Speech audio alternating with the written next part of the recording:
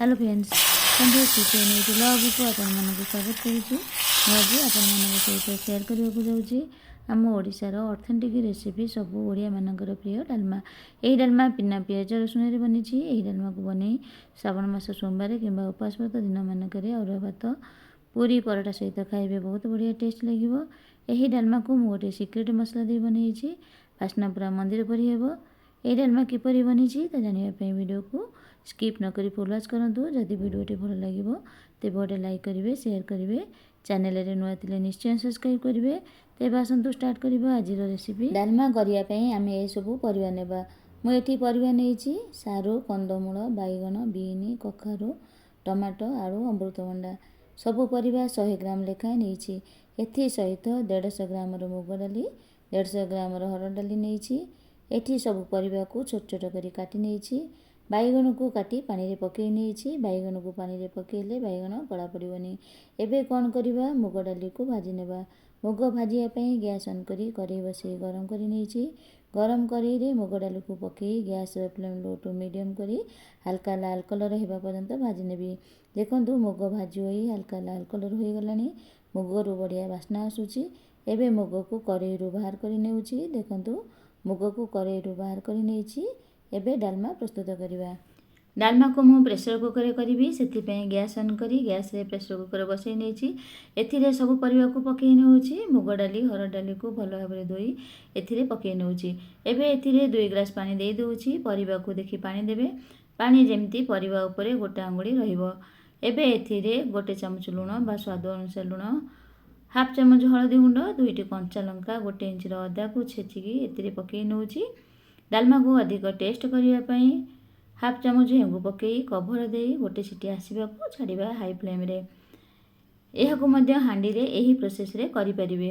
हांडी रे कले कौन हेबो ना अधिक टाइम लगी थे। जदि प्रेशर कुकर करेंगे मात्र 5 ରୁ 6 मिनट रे बनिकी रेडी हेबो। प्रेशर कुकर गोटे सीटी देवा भितर आमे मसला प्रस्तुत करनबा। मसला करिया पई गैस ऑन करी कड़े बसई गरम करी नेइची। कड़े गरम हो गलानी।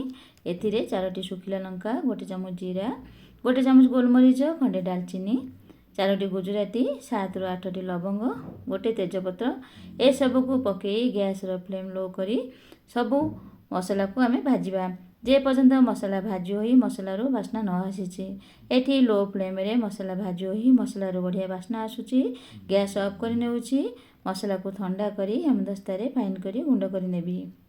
एपटे प्रेशर कुकर हाई फ्लेम रे गोटे सीटी दे सारा पर प्रेशर कुकर रू गैस रिलीज होला पर कवर बाहर करी नेइची। एबे सबू परिवा को डंकी साहाय्य रे हल्का करी मैश करनेबा। सबू परिवा को मैश कर सारी फाड़े नड़िया कोरा पकई नहीं 5 मिनट डालमा को फुटई नबा। फल रे नड़िया सीझिबो। डालमा रे बढ़िया टेस्ट लागिबो।